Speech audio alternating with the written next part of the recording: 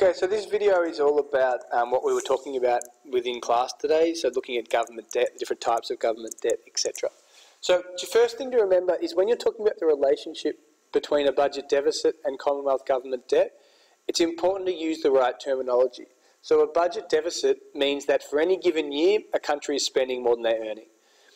In Australia, budget deficits are financed through borrowing, so we finance through selling Commonwealth government securities, otherwise known as government bonds. So we're spending more than we're earning in a given year is your deficit. Debt is an accumulation of the total amount that we owe to other countries. So the purchases of these bonds become lenders to Australia, and that increases our government debt. So since 2007-2008, the government has created $500 billion of gross debt because of their continued budget deficits, their continual increasing of spending over revenue.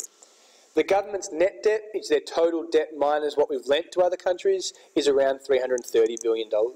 So a budget deficit, and whenever we run a budget deficit at the moment, it increases our net government debt. And even though our budget deficits are falling at the moment, so the size of budget deficits continues to fall, because they're still budget deficits, by virtue of that, that means that in that given year, spending has still exceeded revenue. So even if budget deficits are falling, it just means that government debt grows at a slower rate. It doesn't mean that government debt or net government debt falls. If we can run surpluses in the future, then we can start paying back our net government debt. It's also important you can distinguish between net government debt and net foreign debt, and net government debt and gross government debt. Gross government debt is the total amount that, and the best way to define it is the total amount that the Australian government owes to private people in Australia, so private companies and individuals, mainly companies, as well as the overseas sector. Net government debt is the total amount that the Australian government, the Australian federal government, owes to overseas, plus the amount that they owe to the private companies and individuals, minus what we have lent to private companies and individuals and overseas nations. Net foreign debt is the total amount that we've borrowed from overseas minus what we've lent to overseas. So only a small portion of net foreign debt is government debt. A large proportion of it is actually private sector debt. If the government has a high level of gross government debt, but they have a large stock of lending assets, this means that their net debt won't be very high. But overall, net government debt is more important to keep low. Growth in economic activity will see a rise in taxation receipts. So when the economy is growing faster, that will generally help to create budget surpluses and should help to reduce net government debt.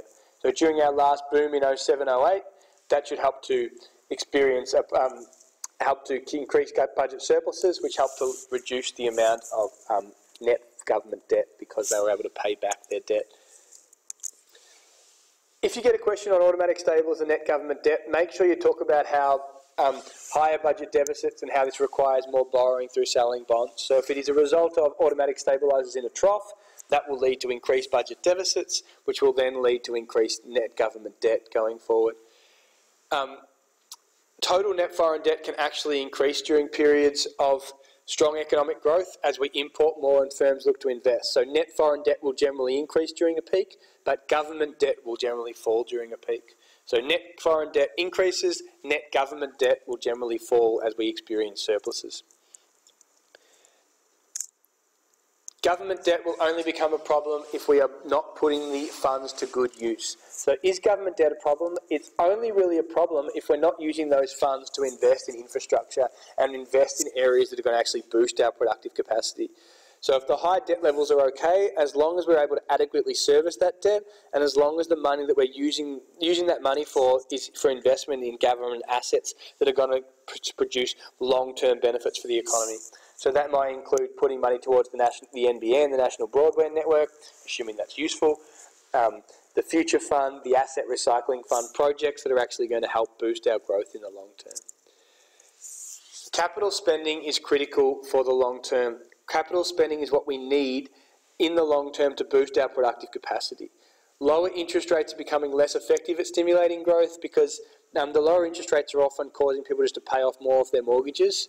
So it's important to recognise that we need this budgetary policy, we need these spending on infrastructure investment to actually boost growth in the long term. Thank you.